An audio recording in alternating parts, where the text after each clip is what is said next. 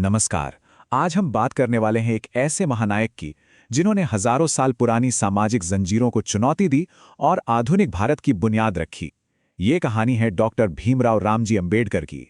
ये कहानी है अटूट संकल्प, लगातार संघर्ष और एक सामाजिक क्रांति की।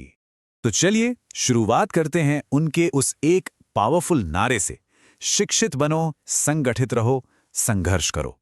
ये सिर्फ 3 शब्द नहीं हैं, बल्कि ये सामाजिक बदलाव का एक पूरा का पूरा रोड मैप है। एक ऐसा मंत्र जिसने ना सिर्फ उनकी जिंदगी को दिशा दी, बल्कि आज भी करोड़ों लोगों के लिए प्रेरणा का स्रोत है। आज हम डॉक्टर अंबेडकर के जीवन के सफर को 6 पड़ाव में देखेंगे।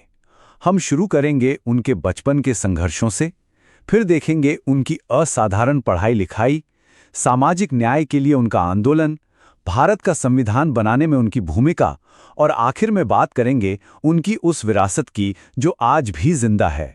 तो कहानी शुरू होती है 14 अप्रैल 1891 से। मध्य प्रदेश के महू में जन्मे भीमराव अपने माता पिता की 14वीं संतान थे। उनका जन्म महार जाति में हुआ था, एक ऐसा समुदाय जिसे उस वक्त का समाज अछूत मानता था। और यहीं से एक क्रांति के बीज पड़ने शुरू हो गए थे। तो ये जो माहौल था ना, अस्पृश्यता या अनटचेबिलिटी, ये सिर्फ कोई सामाजिक बुराई नहीं थी। ये एक बेहद क्रूर व्यवस्था थी जो लोगों से उनके इंसान होने का हक तक छीन लेती थी। और इसी भेदभाव ने उनके जीवन के संघर्ष की दिशा तय कर दी।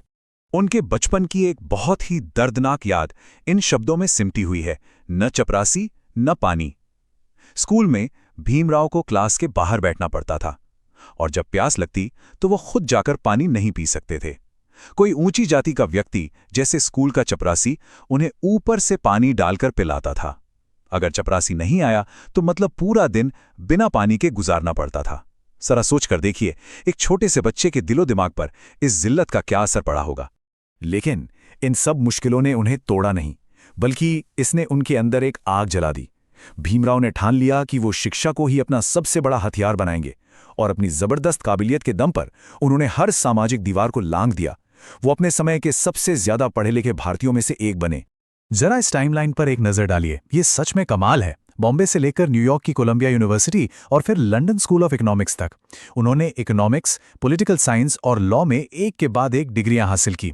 ये सब मुमकिन हुआ बड़ौदा के महाराजा सयाजीराव गायकवाड़ की स्कॉलरशिप की वजह से, जिन्होंने इस हीरे को वक्त रहते पहचान लिया था। तो सवाल यह है कि उनकी सोच बनी कैसे। कोलंबिया यूनिवर्सिटी में वो अपने प्रोफेसर जॉन डेवी के डेमोक्रेसी और सोशल जस्टिस के विचारों से बहुत ज्यादा प्रभावित हुए। बचपन में किसी ने उन्हें बुद्ध की जीवनी तोहफे में दी थी, जिसने उन पर एक गहरी छाप छोड़ी, और उन्होंने खुद भारत में जातियां इस विषय पर एक ऐसा रिसर्च पेपर लिखा जिसने उनके आने वाले काम की नींव रख दी। तो इतनी पढ़ाई के बाद जब डॉक्टर अंबेडकर भारत वापस आए, तो वो सिर्फ किताबों के ज्ञान के साथ नहीं लौटे, वो लौटे थे एक मिशन के साथ। अब वक्त था इन सिद्धांतों को जमीन पर उतारने का, एक बड़ा आंदोलन खड़ा करने का। और इसी की एक जबरदस्त मिसाल है 1927 का महाड़ सत्याग्रह। ये सिर्फ पानी के लिए कोई लड़ाई नहीं थी, ये इंसानी हक का ऐलान था। उन्होंने हजारों लोगों के साथ उस पब्लिक तालाब से पानी पिया जहां दलितों का जाना तक मना था। ये एक शांतिपूर्ण मगर बहुत ही शक्तिशाली कदम था, जिसने सदियों पुरानी परंपरा को सीधी चुनौती दी। और फिर आया एक और बड़ा क्रांतिकारी कदम। 25 दिसंबर 1927 को उन्होंने हजारों लोगों के सामने मनुस्मृति को जलाया। ये उन सभी धार्मिक ग्रंथों को नकारने का एक ऐलान था जो ऊंच नीच और भेदभाव को सही ठहराते थे। संदेश बिल्कुल साफ था, असमानता पर आधारित कोई भी व्यवस्था उन्हें मंजूर नहीं। अब देखिए, 1932 में एक बहुत ही क्रूशल मोड़ आया। अंग्रेजी सरकार ने दलितों के लिए अलग से वोटिंग का अधिकार, यानी सेपरेट इलेक्टोरेट्स का प्रस्ताव रखा। महात्मा गांधी ने इसके विरोध में अनशन शुरू कर दिया। तब डॉक्टर अंबेडकर और गांधी जी के बीच पूना पैक्ट साइन हुआ। इसमें अलग वोटिंग सिस्टम की जगह जनरल सीटों के अंदर ही दलितों के लिए सीटें रिजर्व की गई, और उनकी संख्या 71 से बढ़ाकर 148 कर दी गई। और अब कहानी आती है उस दौर में जब भारत आजाद हो रहा था और डॉक्टर अंबेडकर को मौका मिला देश की तकदीर लिखने का। आजादी के बाद उन्हें एक ऐसी जिम्मेदारी मिली जिसने भारत का भविष्य हमेशा हमेशा के लिए बदल दिया। उन्हें आजाद भारत का पहला लॉ मिनिस्टर बनाया गया, और इससे भी बड़ी जिम्मेदारी, संविधान बनाने वाली ड्राफ्टिंग कमेटी का चेयरमैन बनाया गया। ये एक बहुत बड़ी जिम्मेदारी थी और अपने ज्ञान और अनुभव को देखते हुए शायद इस काम के लिए उनसे बेहतर कोई और था भी नहीं। तो चेयरमैन बनकर उन्होंने क्या किया? उन्होंने संविधान में वो सारी बातें डाली जिनके लिए वो जिंदगी भर लड़े थे। छुआछूत को हमेशा के लिए गैर कानूनी बनाया गया। किसी भी तरह के भेदभाव पर पाबंदी लगाई गई। उन्होंने दलितों और आदिवासियों के लिए सरकारी नौकरियों और शिक्षा में आरक्षण की व्यवस्था की और महिलाओं को बराबरी के हक दिलाए। लेकिन संविधान लिख देना ही काफी नहीं था। डॉक्टर अंबेडकर जानते थे कि असली लड़ाई तो समाज के अंदर है। हिंदू धर्म में सुधार की कोशिश करते करते उनका मोहभंग हो चुका था। अब वो एक ऐसे रास्ते की तलाश में थे जो जाति पाति से पूरी तरह आजाद हो। यहाँ एक बहुत गहरा सवाल उठता है, आखिर ऐसा क्या हुआ कि जिस इंसान ने पूरी जिंदगी एक सामाजिक व्यवस्था को सुधारने में लगा दी, उसने आखिर में उसे छोड़ने का ही फैसला क्यों कर लिया? और इसका जवाब उनके खुद के शब्दों में है। उन्होंने बहुत पहले 1935 में ये कह दिया था, मैं पैदा तो हिंदू हुआ था लेकिन मैं हिंदू मरूंगा नहीं। वो इस नतीजे पर पहुंचे थे कि जाति व्यवस्था हिंदू धर्म का एक ऐसा हिस्सा है जिसे उससे अलग नहीं किया जा सकता। इसीलिए जाति से मुक्ति पाने के लिए धर्म से मुक्ति पाना जरूरी था। और फिर वो ऐतिहासिक दिन आया, 14 अक्टूबर 1956, नागपुर।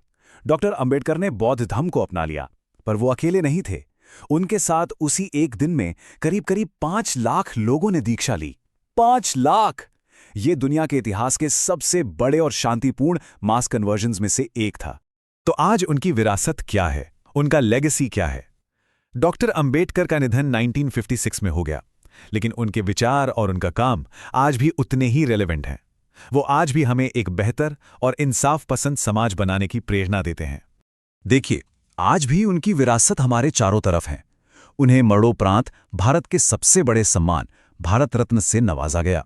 जय भीम का नारा आज सम्मान और स्वाभिमान का प्रतीक बन चुका है और 2012 में हुए एक सर्वे में करोड़ों लोगों ने उन्हें वोट देकर सबसे महान भारतीय चुना। ये उनके गहरे असर का एक जीता जागता सबूत है। और आखिर में मैं आपको उनके इस एक सवाल के साथ छोड़कर जाना चाहता हूं। डॉक्टर अंबेडकर के लिए लोकतंत्र सिर्फ चुनाव और सरकार नहीं था। उनके लिए लोकतंत्र का मतलब था एक साथ मिलजुल कर जीने का तरीका जो आज़ादी, बराबरी और भाईचारे पर आधारित हो। आज हम सब मिलकर उनके सपने को हकीकत में कैसे बदल सकते हैं? जय भीम, जय भारत।